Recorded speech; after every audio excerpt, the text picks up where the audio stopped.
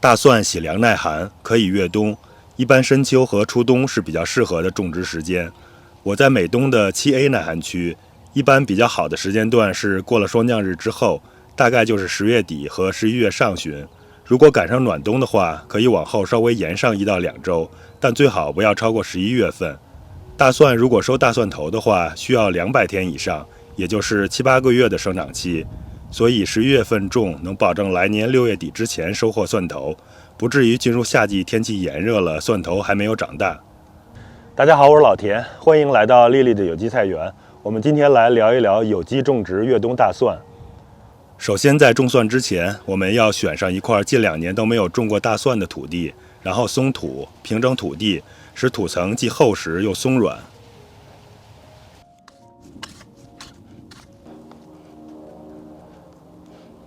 我们要提前几天加上一些菜园石灰到地里来处理一下土壤。撒下石灰后，过几个小时与表层土壤混合，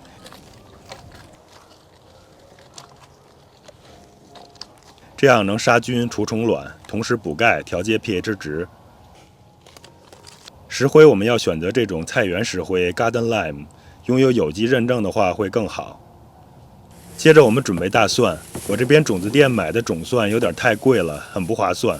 我们可以购买新鲜的大蒜头来做种蒜，一般从网上买。超市的要经过自己的试验，确保是未经处理的，能发芽的才行。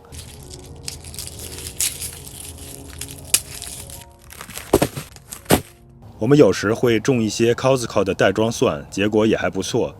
因为我们种蒜的目的是一次种植3种收获，既收获青蒜苗和大蒜头，又可以抽蒜苔，所以选种蒜的时候要选用硬脖子蒜，否则是不会抽苔的。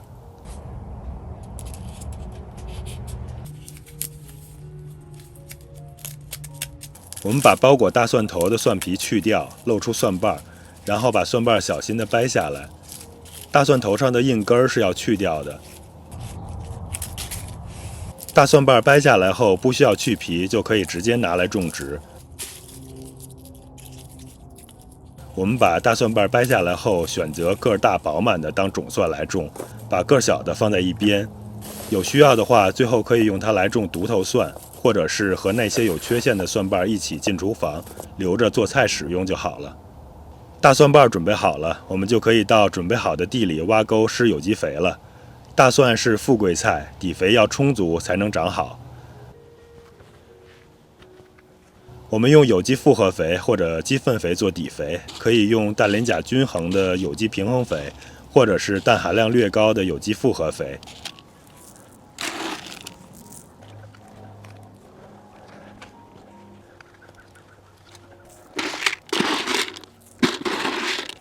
施好底肥后，我们整平土地，把肥和土壤稍微混合一下，并且把底肥盖在土壤的下面。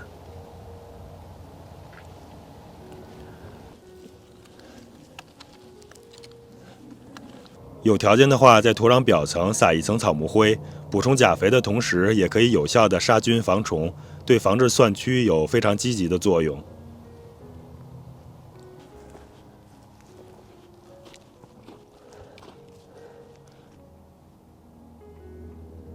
接着铺上一层堆肥土，1英寸厚，也就是3厘米左右就可以了。当然多多益善。考虑成本的话，也不要加太多，不要超过2英寸，大概5厘米。堆肥土是有机种菜和免耕种植都需要投入的成本，缺失的话会影响当季以及将来的整体种植效果。可以少铺一些，但最好不要省略。铺好堆肥土后，平整土地。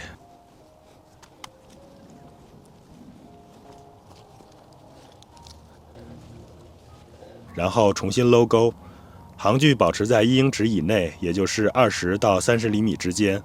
沟的深度在3英寸，也就是8厘米左右。接着把之前准备好的种蒜拿来，种到搂好的沟里，尖头朝上，根部朝下，轻轻地压到土里。蒜瓣之间的间距大概是3英寸，也就是8厘米左右。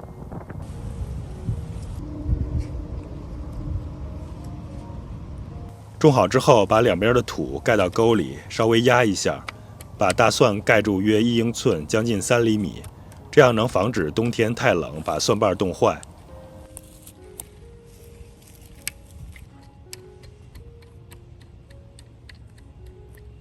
盖好土之后，再盖上薄薄的一层稻草。一方面，稻草可以保湿保暖，防止水土流失；另一方面，也可以有效地抑制住杂草的生长。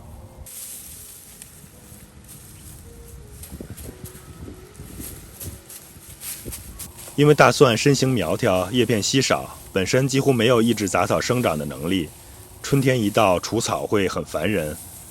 有了之前铺的堆肥土，外加上这一层额外的稻草覆盖，会大大消除我们将来除草的负担。否则来年的话，至少要进行2次以上的除草工作。铺完稻草，如果不下雨或者是有风的话，最好往稻草上洒些水，以防稻草被风吹走。我的地里有滴灌带，平整完土地之后，需要把滴灌带接回去放好。当然冬天了，不能使用，也不需要使用滴灌带了。来年春天霜冻结束之后，我们把滴灌打开，定时浇水。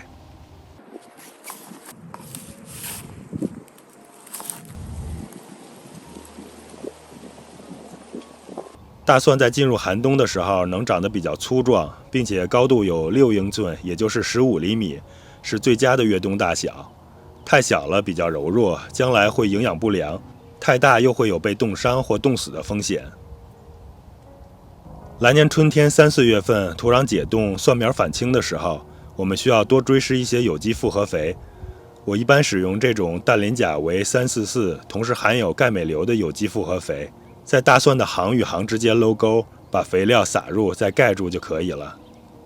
为了促进蒜头分瓣膨大，我们会在大蒜刚开始抽苔的时候再追施一次有机肥，和前面追施的肥一样，量可以减半。一般5月份青蒜苗长得粗壮鲜嫩的时候，我们会间隔着拔一些下来，配合冬天做的腊肉，用蒜苗来炒腊肉。对喜欢的人来说，绝对是难得的美味。剩下的等抽苔后，把蒜苔剥出来吃蒜苔。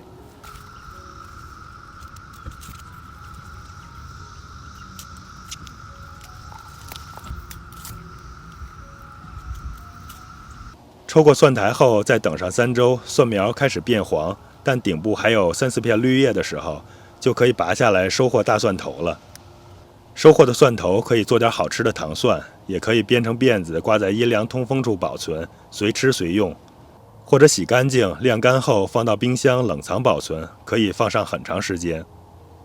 今天就跟大家分享到这儿了，喜欢我们的视频别忘了点击屏幕下方的订阅按钮，并且打开小铃铛，这样就不会错过我们新发布的视频了。感谢大家的观看，我们下期再见。